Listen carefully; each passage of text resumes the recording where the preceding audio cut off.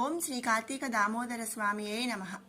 రేపు కార్తీక పౌర్ణమి కదండి. మరి ఈ రోజున కార్తీక పౌర్ణమి రోజు 365 ఒత్తుల కట్ట ఎందుకు వెలిగిస్తాము అనేది మనం తెలుసుకుందాము.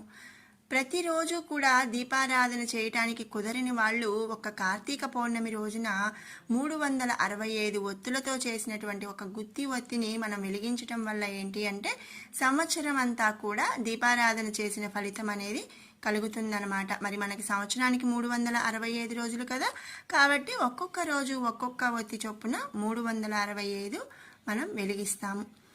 మరి ఈరోజు దీపం వెలిగిస్తూ చదవవలసినటువంటి శ్లోకం ఏంటి అంటే, కీటా పతంగా మసకాశ్చ వృక్షా జలే స్థలే ఏ నివసంతి జీవా దృష్ట్వా ప్రదీపం నచ జన్మ భాగినః భవంతి త్వం స్వపచాహి విప్రాహ. అంటే ఏంటి అంటే చిన్న చిన్న కీటకాలు, గాలిలో ఎగిరేవి, మరి నేల మీద ఉండేవి, వృక్షాలు, జలంలో నివసించేటువంటి అన్ని జీవరాశులు కూడా ఏవైతే మరి ఈ రోజు వెలిగించిన దీపపు కాంతిని చూసినటువంటి ఈ అన్ని సమస్త జీవులకి కూడా శుభం కలగాలి అని చెప్పి కోరుకోవటమే ఈ శ్లోకం యొక్క అర్థం అన్నమాట.